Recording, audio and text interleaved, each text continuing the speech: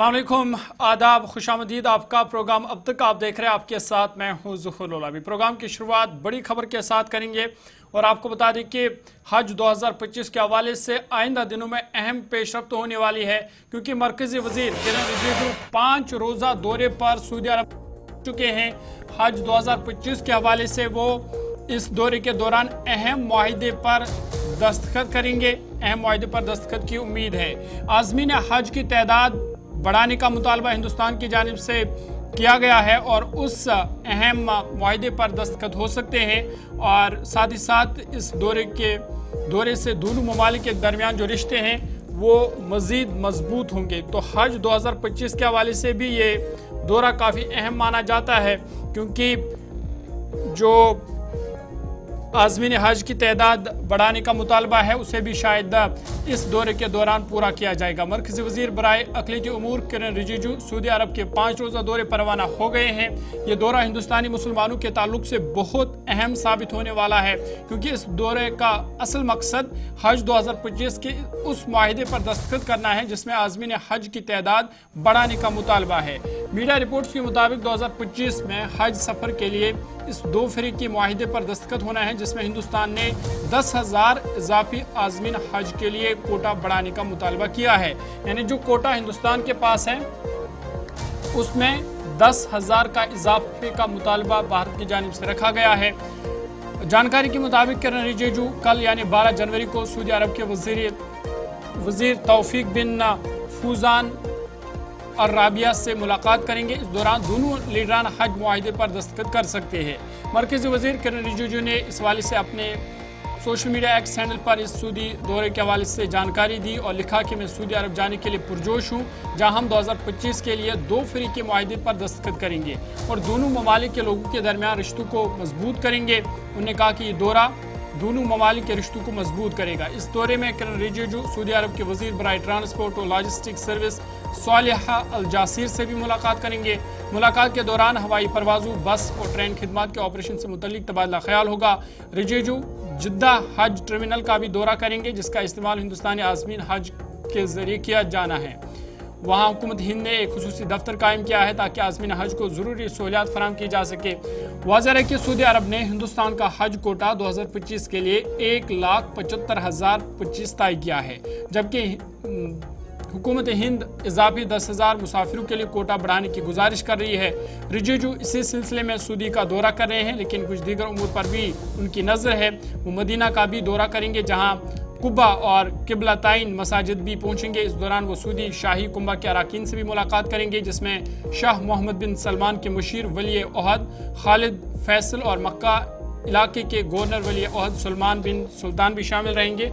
तो ये दौरा 5 रोज़ा दौरा काफ़ी अहम माना जा रहा है, और अहम इसलिए भी क्योंकि 2025 हज के हवाले से जो कोटा है उसमें जो 10,000 मज़ीद इजाफे की बात या मुतालबा भारत की जानिब से रखा गया है, शायद उस फैसले पर दस्तखत हो सकते हैं और मज़ीद आज़मीन हज को 2025 में हज का फरीज़ा अंजाम देने का मौका मिलेगा।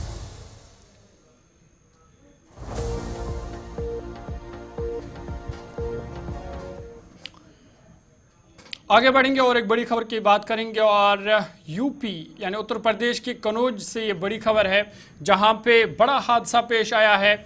रेलवे स्टेशन का तामीराती हिस्सा मुनहदिम हो गया है। दर्जनों मजदूर इस मलबे तले दबे हुए हैं और हलाकतों का खदशा भी जाहिर किया जा रहा है, और हलाकतें ना हो इस हवाले से रेस्क्यू ऑपरेशन भी बड़े पैमाने पर जारी है। यूपी की कनौज से ये बड़ी खबर है।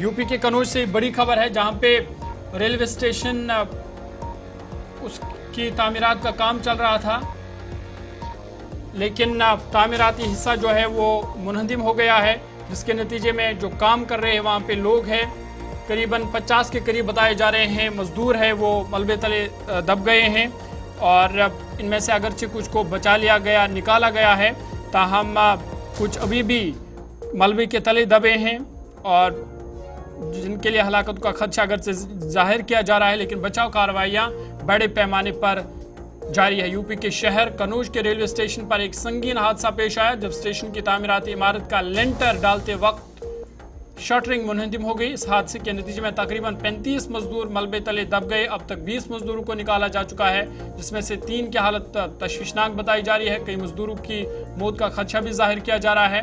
ताहम बता दें कि रेलवे स्टेशन के तज़यीन और आराइश और 2 मंजिला इमारत की तामीर के दौरान यह हादसा उस वक्त पेश आया जब लेंटर की कास्टिंग हो रही थी। मौके पर पहुंचने वाली रेस्क्यू टीमों ने फौरी कार्रवाई करते हुए मजदूरों को मलबे से निकालने का अमल शुरू किया है। अवाम की बड़ी तादाद भी जाए वकूफ पर मौजूद है और इमदादी कार्रवाइयों में हिस्सा लिया और वहां पर बड़े पैमाने पर बचाव कार्रवाइयाँ जो है वो फिलहाल जारी है और जो लोग उसमें फंसे हुए हैं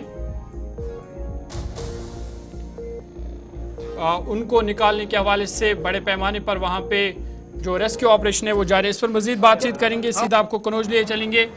हमारे नुमाइंदे जगदीश हमारे साथ है। जगदीश, बहुत शुक्रिया ज्वाइन करने के लिए। अपडेट कीजिएगा किस तरह यह हादसा पेश आया और कुल कितने लोग इसमें दब गए हैं, कितने लोगों को बचा लिया गया है और अभी भी कुछ लोग मलबे तले दबे हुए हैं, क्या कुछ खबर है?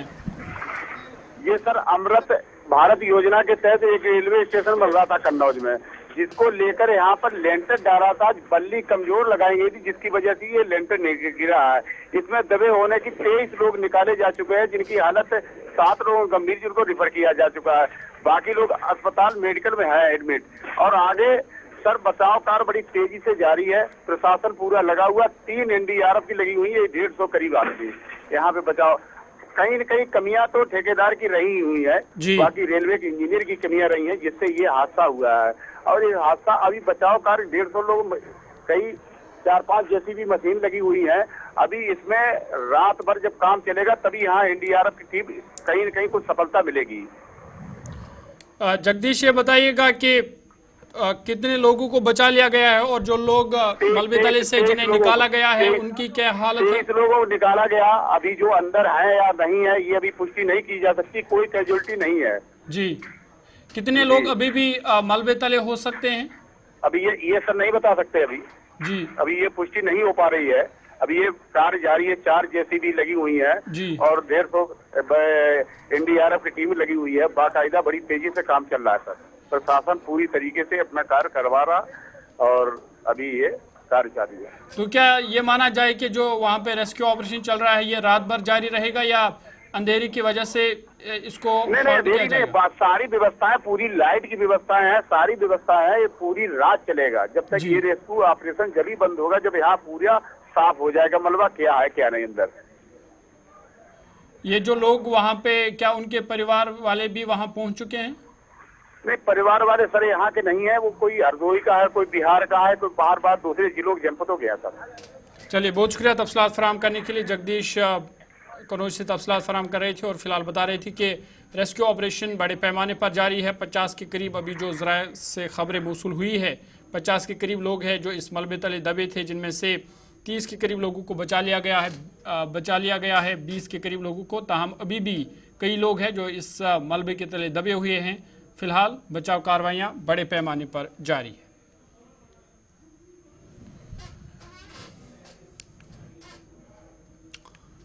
चलिए आगे बढ़ते और एक बड़ी खबर की बात करते हैं और आपको बता दें कि HMPV वायरस ने अब रफ्तार पकड़ी है। मुल्क में केसेस की तादाद हर गुजरते दिन बढ़ते ही जा रहे हैं और अब तक जो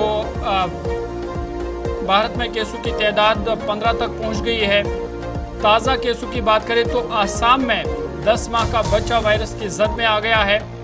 ताहम कई एक रियासतों में महकमे सेहत की जानिब से एडवाइजरी जारी की गई है और एहतियाती तदाबीर इख्तियार करने का मशवरा दिया गया है। आपको बता दें कि हिंदुस्तान में HMPV ह्यूमन मेटानिमो वायरस के मामले लगातार बढ़ते जा रहे हैं। ताज़ा मामला आसाम में सामने आया है और बताया जा रहा है कि आसाम में ये इस वायरस का पहला मामला है, जहां पे 10 माह का एक बच्चा HMPV पॉजिटिव पाया गया है। चीन में इस वायरस ने पहले ही कहर बर्पा किया हुआ है, इसलिए इसे चीनी वायरस भी कहा जा रहा है। चीन में तेजी के साथ ये वायरस फैल रहा है, इसलिए इमरजेंसी जैसे हालात वहां पर पैदा हो गई है।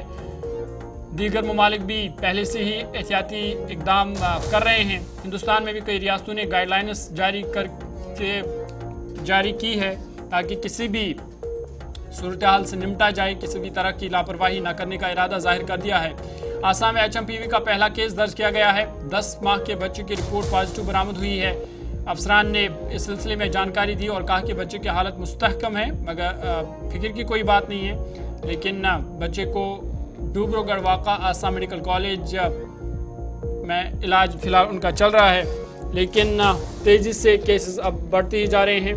पहले चीन में इसने कहर बर्पा किया होगा। आपको याद होगा कि कोविड-19 की शुरुआत भी आज से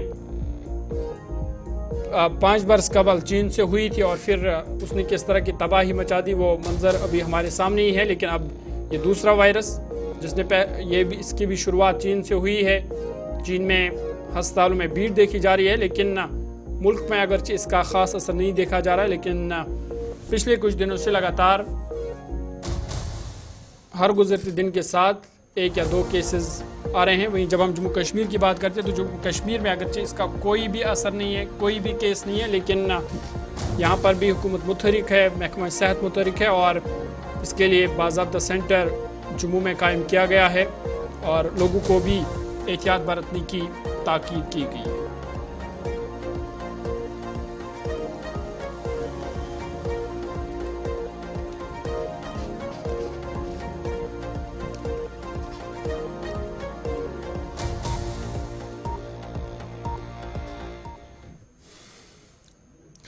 चलिए आगे बढ़ते हैं, बात अब जम्मू कश्मीर की करते हैं और आपको बता दें कि जम्मू कश्मीर में आने वाला दिन ख़ास है क्योंकि वज़ीर-ए-आज़म नरेंद्र मोदी जम्मू कश्मीर का दौरा करने वाला है और 13 जनवरी का दिन ख़ास है क्योंकि 13 जनवरी में एक अहम तरक्याती प्रोजेक्ट का इफ्तिताह वज़ीर-ए-आज़म नरेंद्र मोदी की जानिब से किया जाएगा। ज़ेडमो टनल जो तैयार है और मकामी लोगों को बेसब्री से उसके इफ्तिताह का इंतज़ार है, लेकिन अभी इंतज़ार ख़त्म होने वाला है क्योंकि 13 जनवरी को ज़ेडमो टनल का बाज़ाब्ता तौर पर इफ्तिताह होगा और वज़ीर-ए-आज़म नरेंद्र मोदी इस अहम प्रोजेक्ट का इफ्तिताह करेंगे। लेकिन आपको बता दें कि वज़ीर-ए-आज़म के दौरे से कबल सोनमर्ग से लेकर श्रीनगर तक सिक्योरिटी के सख्त इंतजाम किए गए हैं। साथ ही साथ अभी आज जम्मू कश्मीर के वज़ीर आला उमर अब्दुल्ला ने भी ज़ेडमो टनल का उन्होंने जायज़ा लिया, दौरा किया वहाँ पे और कुछ तस्वीर सोशल मीडिया पर भी उन्होंने शेयर की। लेकिन वज़ीर-ए-आज़म मोदी का ये दौरा काफ़ी अहमियत का हामिल है जिस दौरान वो इस अहम प्रोजेक्ट का इफ्तिताह करेंगे। 13 जनवरी को गांदरबल सोनमर्ग इलाके का दौरा करेंगे वो, जहां पे वो ज़ेडमो टनल मंसूबे का इफ्तिताह करेंगे। इस मौका पर खबरें आ रही है कि एक अवामी इज्तिमा से भी खिताब करेंगे। यह मंसूबा तकरीबन 12 किलोमीटर तवील है और इस पर 2700 करोड़ रुपए से ज़ायद की लागत आई है। इसमें सोनमर्ग की टनल, एक स्केप टनल और इसके अतराफ़ की सड़कें शामिल है। टनल का मकाम 8650 फीट की बुलंदी पर है और ये श्रीनगर और सोनमर्ग के दरमियान हमा मौसमी हालात में राब्ता फराहम करेगी जो बर्फबारी और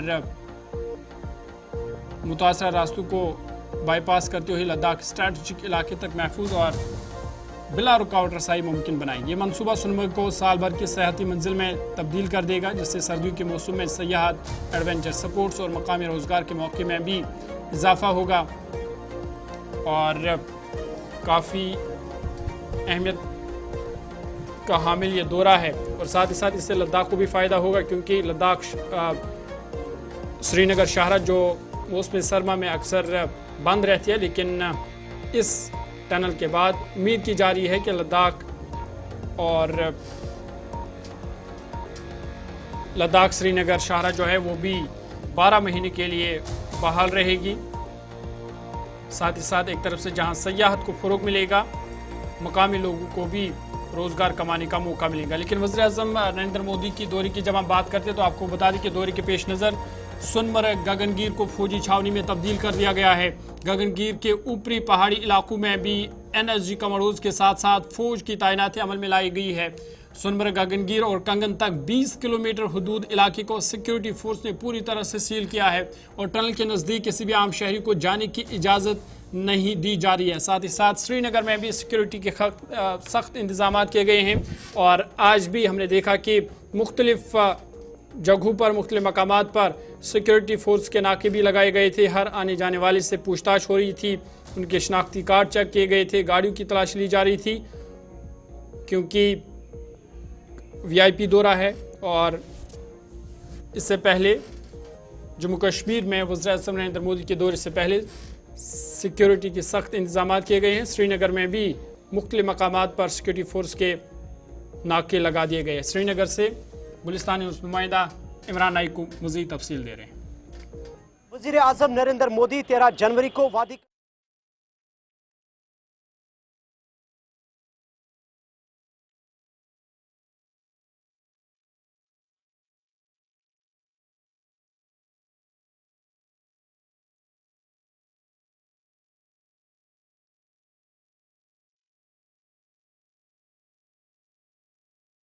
वज़ीर-ए-आज़म नरेंद्र मोदी 13 जनवरी को वादी कश्मीर का दौरा कर रहे हैं और इस दौरान ज़िला गांदरबल के सोनमर्ग इलाके में वो तारीखी ज़डमो टनल का इफ्तिताह करेंगे। वज़ीर-ए-आज़म के हमरा वज़ीर बराए ट्रांसपोर्ट नितिन गडकरी, जम्मू कश्मीर के वज़ीर आला उमर अब्दुल्ला और जम्मू कश्मीर के लेफ्टिनेंट गवर्नर मनोज सिन्हा भी शामिल होंगे।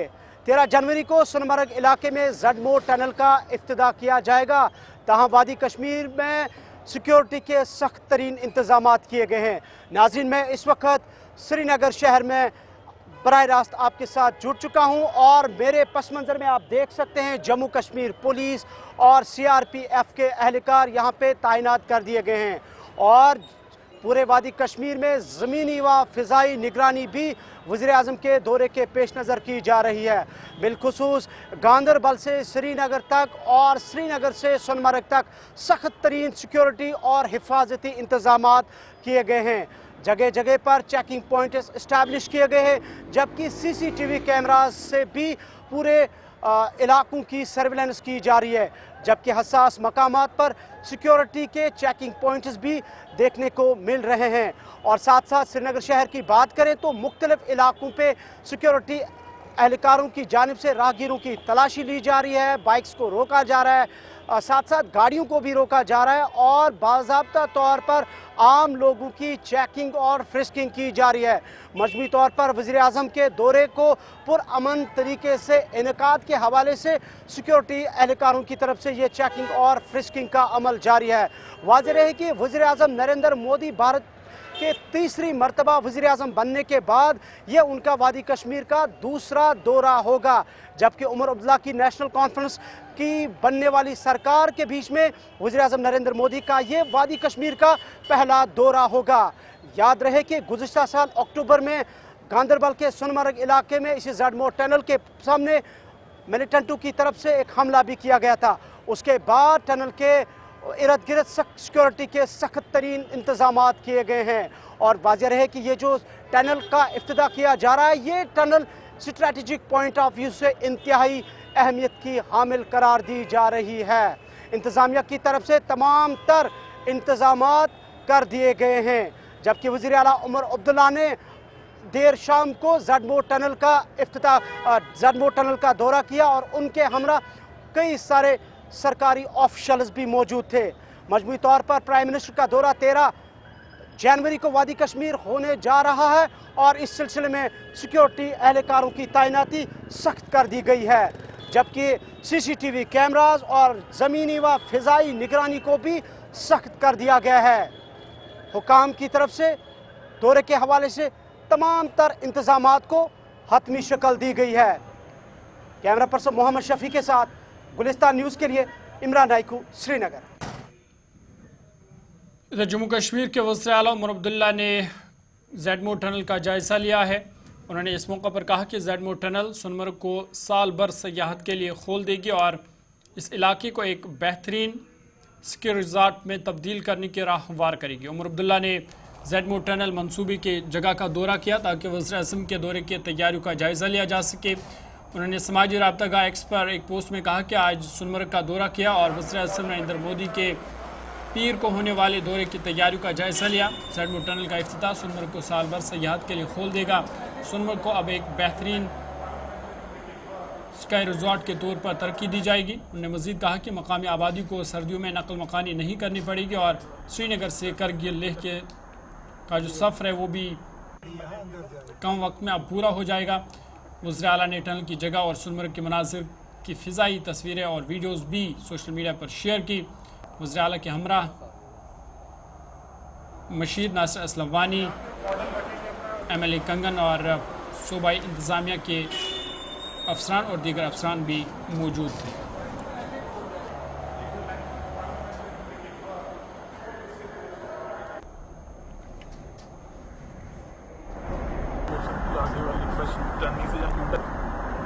ये यहाँ अंदर जाए टनल के बीचों बीच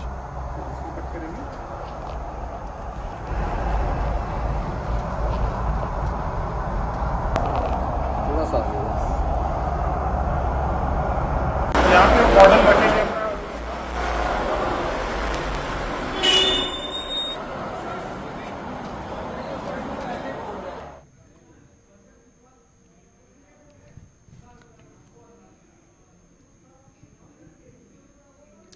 इधर वज़ीर आला उमर अब्दुल्ला के एक्स पर पोस्ट को वज़ीर आज़म नरेंद्र मोदी ने रिपोस्ट करते हुए कहा कि मैं अपनी सफ़र का बेसब्री से इंतज़ार कर रहा हूं, जहां मैं सोनमर्ग जम्मू कश्मीर में सुरंग की इफ्तिताई तकरीब में शिरकत करूंगा।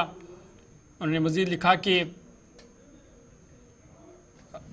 इसका सयाहत और मकामी माशत पर असर पड़ेगा। इसके अलावा फ़िज़ाई तस्वीर और वीडियोज़ बहुत पसंद आए। ये वज़ीर आज़म नरेंद्र मोदी की जानिब से पोस्ट में लिखा गया और वज़ीर आला उमर अब्दुल्ला के एक्स पर पोस्ट को उन्होंने रिपोस्ट करते हुए ये कहा कि मैं बेसब्री से इस टनल के इफ्तिताह का इंतज़ार कर रहा हूं और कहा कि इससे सयाहत और मकामी नौजवानों को फ़ायदा मिलेगा।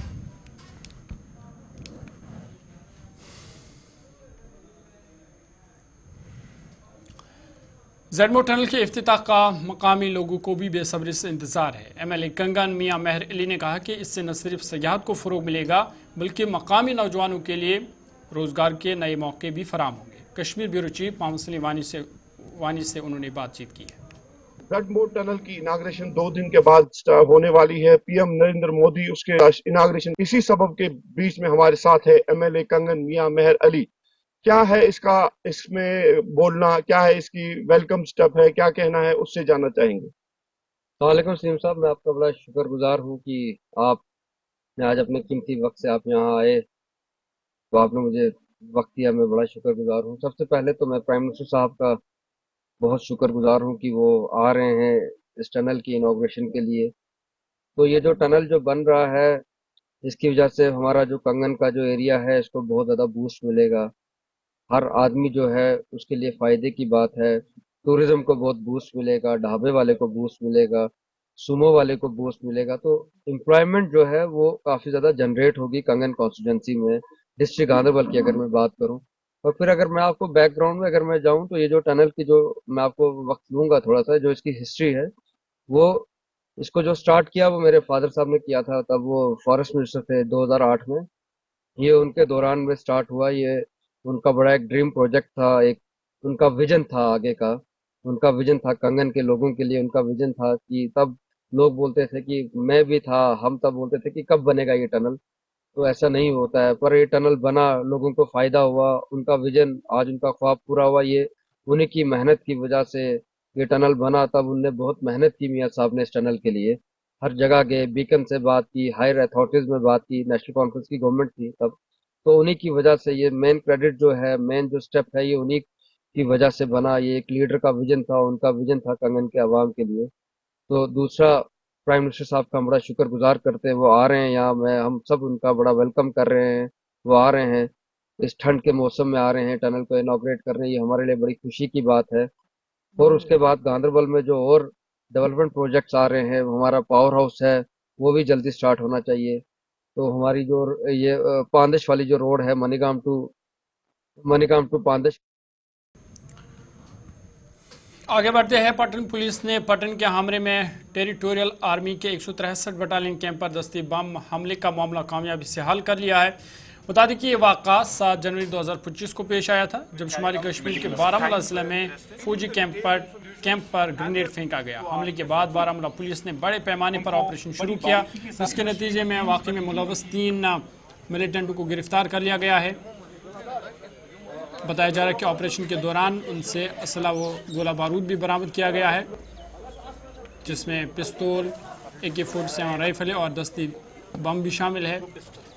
पुलिस ने गिरफ्तार अफराद की शनाख्त जाहिर करने से गुरेज किया और कहा कि इसमें मज़ीद गिरफ्तारियाँ अभी मुतवक्का है। premises. Scene of crime were carried out meticulously. एक इंसिडेंट के बारे में जो कि 7 जनवरी 2025 को हामरे पटन में वाक़ा हुआ। तकरीबन 8:30 बजे एक इत्तला मौसूल होती है इंचार्ज पुलिस पोस्ट पलहालन के जरिए कि तकरीबन 7:40 शाम को अननोन टेररिस्ट ने नुकसान जानी व माली पहुंचाने के लिए एक ग्रेनेड हमला किया 163 TA की प्रेमिसेस पर, जो कि एक सिक्योरिटी फोर्स कैंप है। ग्रेनेड एक्सप्लोड हुआ MI रूम स्ट्रक्चर पर, जिसकी वजह से काफ़ी नुकसान उस स्ट्रक्चर को हुआ। ये इन्फॉर्मेशन मौसूल होने पर FIR नंबर 1/2025 जो कि पुलिस स्टेशन पटन में दर्ज हुआ अंडर सेक्शन 109 BNS और सेक्शन 16 और 23 अनलॉफुल एक्टिविटीज प्रिवेंशन एक्ट में, और इसकी इन्वेस्टिगेशन शदोमत से शुरू हुई। लीगल प्रोसीजर्स जो मौके पर शुरू किए गए और जो सीन ऑफ क्राइम पर सबूत फराहम हुए, उनको बड़ी बारीकी के साथ परखा गया। एक एनालिसिस जो कि इलेक्ट्रॉनिक और टेक्निकल एविडेंस की गई और ह्यूमन इंटेलिजेंस की बेसिस पर जो मल्टीपल इन्वेस्टिगेटिव टीम्स बनी थी, उनकी काफ़ी काविशों के बाद ये केस 24 घंटे के अंदर अंदर सॉल्व कर लिया गया। परपेट्रेटर्स को अरेस्ट करने के बाद 3 इंडिविजुअल्स अरेस्ट हुए, जिनकी डिटेल्स हम आपके साथ इस वक्त शेयर नहीं कर पाएंगे दीदा दानिश्ता तौर, क्योंकि मजीद गिरफ्तारियां और रिकवरीज मुतवक्का हैं। इन टेररिस्ट की निशानदेही और इनकी इंस्टेंस पर एक हैंड ग्रेनेड, एक AK सीरीज राइफल, एक pistol, 256 live AK rounds, 21 live pistol rounds बरामद हुए। ज़िला तरक्याती कमिश्नर श्रीनगर डॉक्टर बिलाल मोहद्दीन ने आज हवल श्रीनगर का दौरा किया, जहां उन्होंने भीख मांगने के काम में मुलव्वस अफराद के बहाली के घर का दौरा किया और स्माइल स्कीम के तहत वहां दस्तियाब सहूलियात का उन्होंने जायज़ा लिया। उन्होंने इस मौके पर कहा कि स्कीम के तहत इनकी बावकार ज़िंदगी को यकीनी बनाना मकसद है। ये बात काबिल ज़िक्र है कि श्रीनगर जम्मू कश्मीर का पहला ज़िला बन गया जहां 2022 में समाजी इंसाफ और बाख्तियार बनाने की मरकज़ी वज़रात की तरफ से शुरू की गई स्माइल स्कीम को लागू किया गया, ताकि भिखारियों को भीख मांगने से रोका जाए और माशरे में इनका रहन सहन यकीनी बनाया जा सके। गुलिस्तान न्यूज़ नुमाइंदा इरफान फाजिल से ज़िला तरक्याती कमिश्नर डॉक्टर बिलाल मोहद्दीन ने ख़ास बातचीत की। चेहरे पर मुस्कुराहट और आए रोज डिस्ट्रिक्ट एडमिनिस्ट्रेशन की तरफ से कुछ अच्छे इकदाम भी दिखाई देते हैं। हमारे साथ इस वक्त deputy commissioner Srinagar doctor Bilal Mohiuddin sahab है। सर, आपका वेलकम गुलिस्तान में। थैंक यू सर, श्रीनगर की अगर हम बात करें तो साथ ही साथ इम्प्लीमेंटेशन ऑफ स्माइल और चाचा की स्कीम जो कि 1 साल पहले हम कहें जिसकी बात चल रही थी, आखिरकार वो वजूद में आ गई। आज आपने खुद शहर श्रीनगर का दौरा किया। पहले तो बहुत बहुत शुक्रिया यहाँ आने के लिए। जैसे आपको पता है कि जो एक मिनेस फैला था श्रीनगर में, और आप लोगों ने भी बहुत सारे कभी हमें क्वेश्चंस पूछे कि आप लोग इसके बारे में क्या करते हो। जो बेगर्स का जो मिनेस फैला हुआ है, और इसको उसी तरीके से हमेशा देखते हैं ये जो मिनेस है, इसकी गवर्नमेंट कोई एक्शन क्यों नहीं करती है। तो आज जैसे मैंने आपको प्रॉमिस किया था आज से 1 साल पहले that we are working on it, और आज जाके हाँ फॉर्मली हम लोगों ने इस चीज़ को ओपन किया।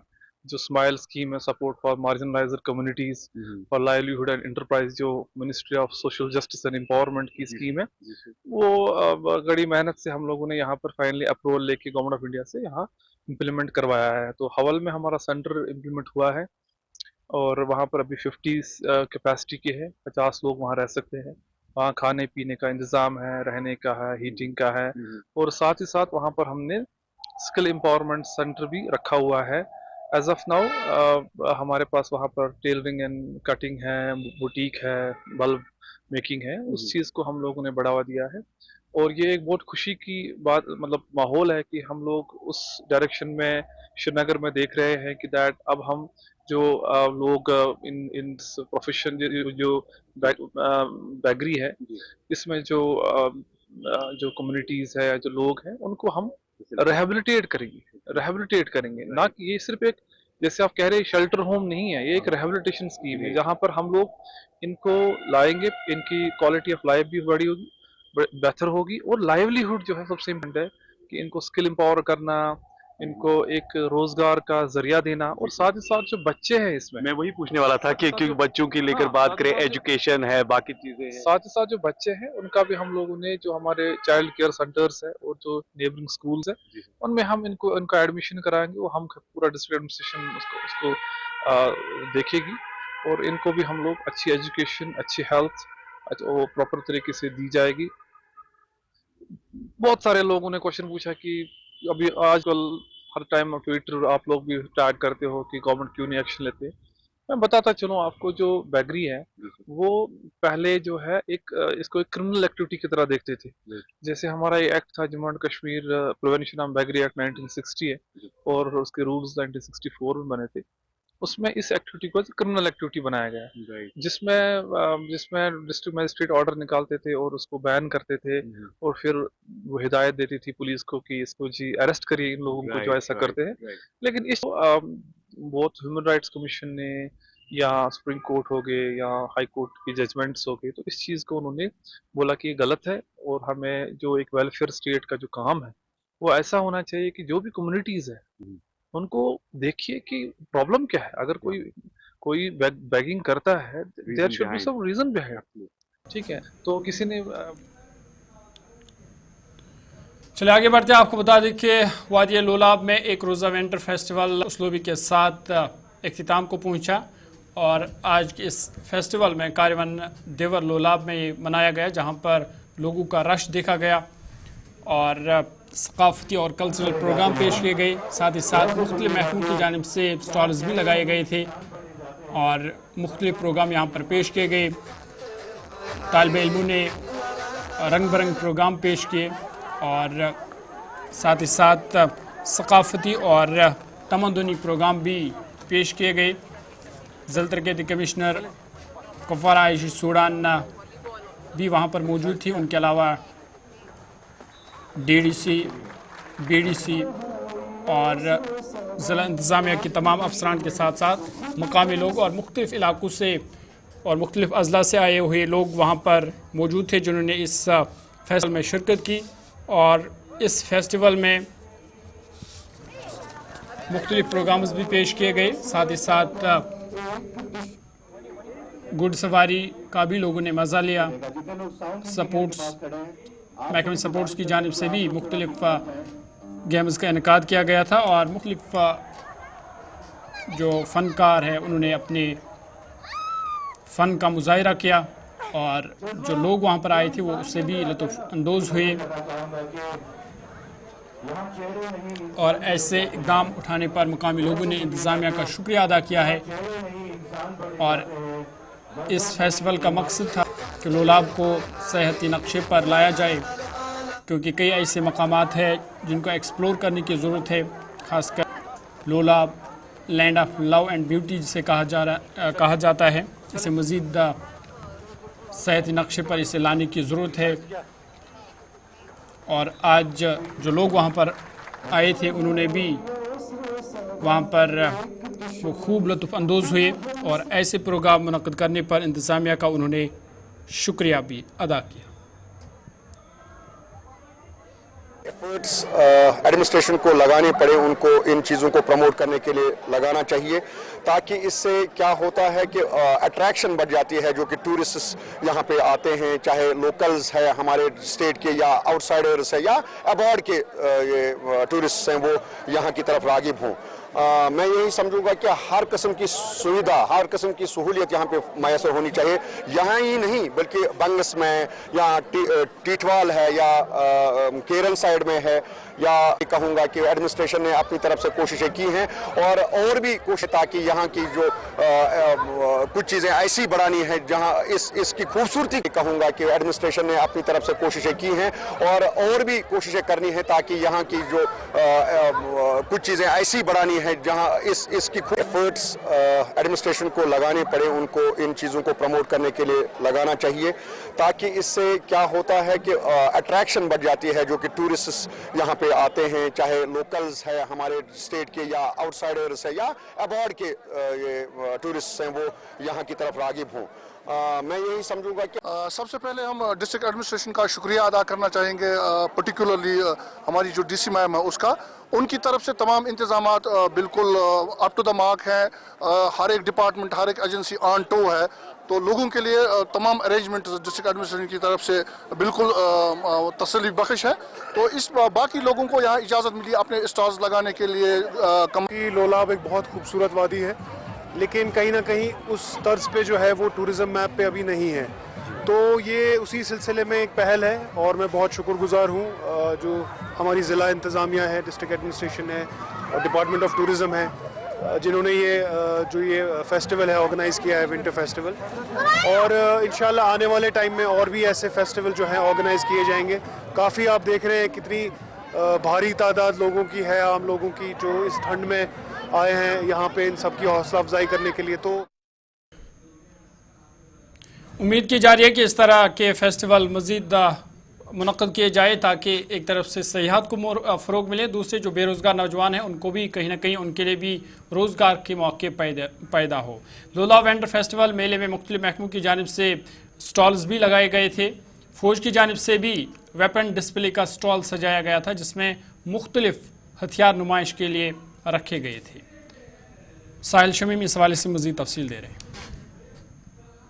तो नाज़रीन, आज इस फेस्टिवल के हवाले से हम बात करेंगे कि जिस तरह से यहाँ पर जो है इंडियन आर्मी की जानिब से यहाँ पर जो है एक नुमाइश जो है वो दिखाने की कोशिश की गई है। मैं आपको लाइव तस्वीरों में इस वक्त दिखाने की कोशिश करूँगा। यहाँ पर जो है वेपन्स रखे गए हैं, ताकि लोगों को जो है वो ये पता चले ये कौन सा वेपन है, वो कौन सा वेपन है। और इस तरह की नुमाइश जो है यहाँ पर इंडियन आर्मी की जानिब से यहाँ पर जो है वो की गई है। हालांकि इसमें जो है इंडियन ज़िला इंतज़ामिया के साथ साथ यहाँ की अगर हम फ़ौज की बात करें, फ़ौज जो है हर वक्त इंतज़ामिया के साथ में खड़ी होती है। और इस फेस्टिवल के हवाले से अगर हम बात करेंगे, इस फेस्टिवल को बेहतर बनाने में जो है फ़ौज का कलीदी रोल जो है वो अदा किया है इन्होंने। तो ये आप लाइव तस्वीर में इस वक्त देख सकते हैं कि किस तरह यहाँ पर जो है इन्होंने यहाँ पर ये नुमाइश रखी है। लोग यहाँ पर आकर जो है वो देखते हैं इस नुमाइश को, और लोग भी जो है इसका लुत्फ़ अंदोज़ हो जाते हैं। अगर हम बात करेंगे इस फेस्टिवल के हवाले से, यहाँ पर जितने भी लोग हैं, ये देखिए आप, छोटा सा बच्चा है अभी फ़ोटो खींचने की कोशिश कर रहा है। देखो ये कितने खुश यहाँ पर जो है लोग, खासकर सिविलियन लोग जो है वो यहाँ पर नज़र आ रहे हैं। और ये छोटा बच्चा जो है इस वक्त खुश नज़र आ रहा है, क्योंकि इसने जो है यहाँ पर फ़ोटो खींचा है। और ये नुमाइश जो है इंडियन आर्मी की जानिब से यहाँ पर की गई है।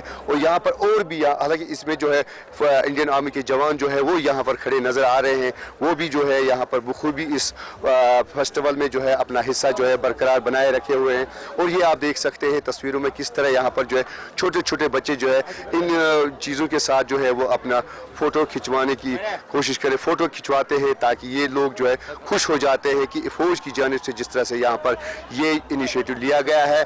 और यहाँ पर जो है इस तरह की जो इस फेस्टिवल में जिस तरह से फ़ौज ने हिस्सा लिया है, ये आप तस्वीरों में देख सकते हैं। फ़ौज के जवान भी यहाँ पर जो है इस फेस्टिवल में बने बैठे हैं, और इस वक्त जो है ड्यूटी के साथ साथ यहाँ पर जो है नुमाइश भी दिखाने की कोशिश कर रहे हैं आम लोगों को, ताकि लोग जो है वो जान जाए कि इस चीज़ को क्या बोलते हैं, इस चीज़ को जिसको क्या बोलते हैं। हालांकि यहाँ पर आप देख सकते हैं किस तरह के वेपन्स यहाँ पर रखे गए हैं नुमाइश के तौर, ताकि लोग भी जान जाए कि किस तरह जो है इंडियन आर्मी और पब्लिक का तालमेल जो है वो बनाए रखे। अगर हम बात करेंगे इस फेस्टिवल के हवाले से, जिस तरह से मैंने पहले भी कहा है, जिला इंतजामिया के साथ साथ यहाँ पर मुकामी जो इंडियन आर्मी है उन्होंने जो है इसमें बढ़ चढ़ कर हिस्सा लिया है, और साथ में जो यहाँ डिस्ट्रिक्ट पुलिस की अगर हम बात करेंगे, पुलिस ने भी जो है इसमें बढ़ चढ़ कर हिस्सा लिया है, या बाकी जितने भी डिपार्टमेंट है, सिविल डिपार्टमेंट है, उन्होंने भी जो है इसमें बढ़ चढ़ कर हिस्सा लिया। साहिल शमीम, गुलिस्तान न्यूज़, लोलाब, कुपवारा। इधर जिला इंतजामिया शुपियां की जानिब से भी मगल रोड के नज़दीक दुबजन के मकाम पर विंटर कार्निवल का एहतमाम किया गया था, जिसमें सैकड़ों अफराद ने शिरकत की। इस मौके पर मुख्तलिफ सकाफती और मौसीकी प्रोग्राम पेश किए गए। ताहम इस कार्निवल में मौजूद लोगों ने बताया कि बुनियादी सहूलियात का फुकदान होने से वो इससे अच्छी तरह से लुत्फ़अंदोज़ नहीं हो सके। उन्होंने बताया कि बैतुल खुला के अलावा पार्किंग का कोई इंतज़ाम नहीं था, जबकि मोबाइल नेटवर्क का भी कोई इंतज़ाम नहीं था, जिस वजह से उन्हें मुश्किलात का सामना भी करना पड़ा।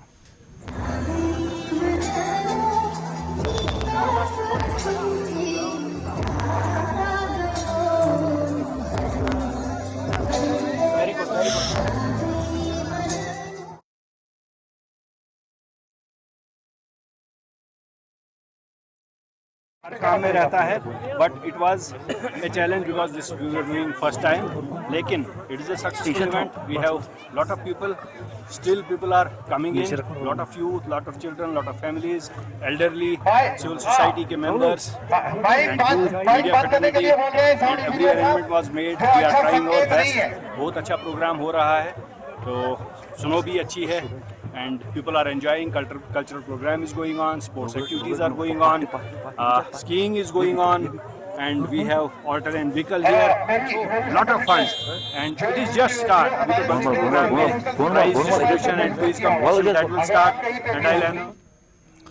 यौम जमहूरिया के तैयारियों के पेश नज़र टाउन हॉल टंगमर्ग में SDM गुलमर्ग की सदारत में एक मीटिंग मुनक़्क़द हुई। मीटिंग में तहसीलदार टंगमर्ग, कुंजर और तहसीलदार कवार हामा समेत तमाम महकमों के अफसरान मौजूद थे। सब डिवीज़न गुलमर्ग के तमाम अफसरान को यौम जमहूरिया की तकरीबात के लिए सब डिवीज़न की सतह पर इंतजाम करने की हिदायत दी गई। SDM गुलमर्ग ने सब डिवीज़न गुलमर्ग के तमाम अफसरान को हिदायत दी कि इस दिन जो है तमाम सरकारी इमारतों पर झंडे लहराए जाएंगे।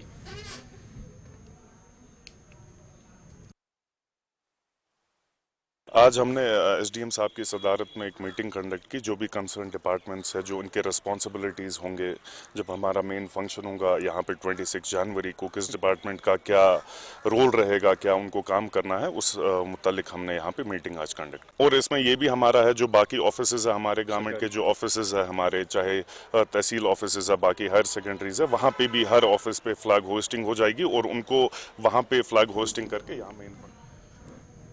मोटर व्हीकल महकमे की तरफ से अनंतनाग में एक जानकारी प्रोग्राम का इनेकाद किया गया, जिसमें महकमे के अफसरों के अलावा मुकामी ट्रांसपोर्टरों ने भी शिरकत की। इस मौके पर जहां ड्राइवरों को ट्रैफिक कवानीन के हवाले से जानकारी दी गई, वहीं उन पर जोर दिया गया कि वो ट्रैफिक कवानीन पर सख्ती से अमल करें ताकि सड़क हादसा को रोका जा सके।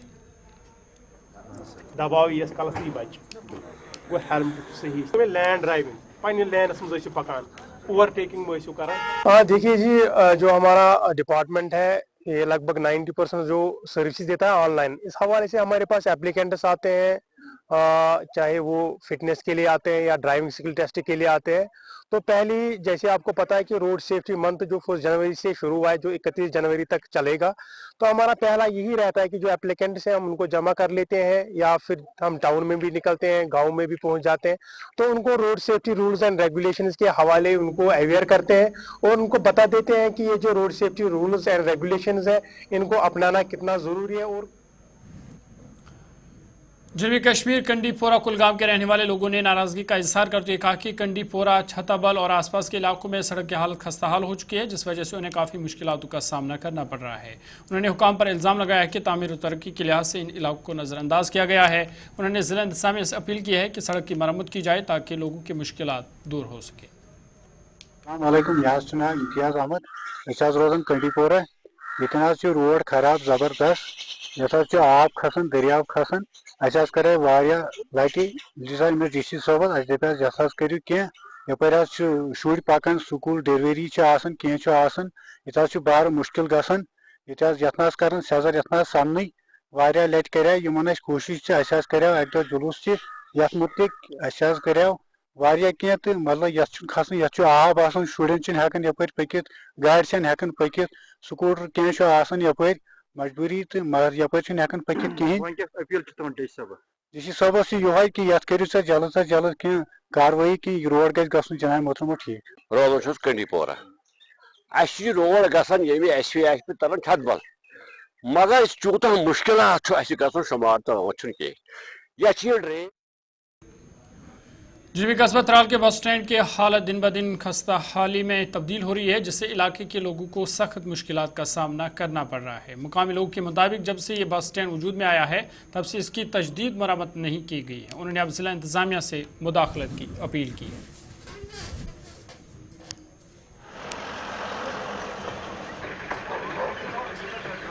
जो ये मैं देख रहा हूँ कि इस अड्डे की हालत आप खुद देख सकते हैं कि ना ही इसको कभी मैग्डमाइज हुआ है, ना ही इसकी कोई मतलब अपग्रेडेशन हुई है। अगर हम बात करेंगे नए गवर्नमेंट की, जितने भी मतलब अभी तक हमारे कश्मीर में जितने भी चीज़ें उसका सब ठीक किया गया है, मैग्डमाइज हुआ है, रोड ठीक क्लियर किए गए हैं, सब कुछ, लेकिन हमारे अड्डे की हालत वैसी की वैसी रह गई है।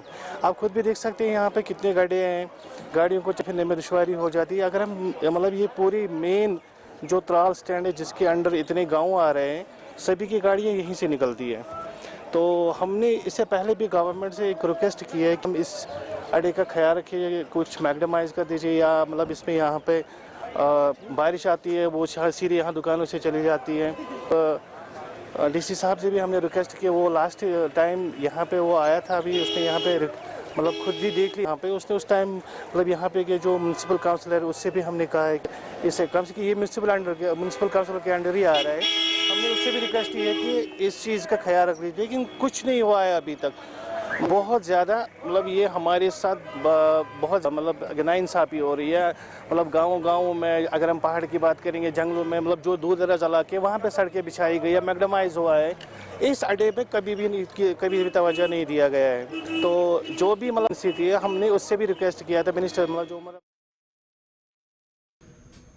चलिए, अब तक प्रोग्राम में आज मेरे साथ इतना ही है। अपने मेज़बान ज़ुहूर लुलाबी को इजाज़त दीजिए। आप खुश रहिए, तंदुरुस्त रहिए, फ़ी अमान।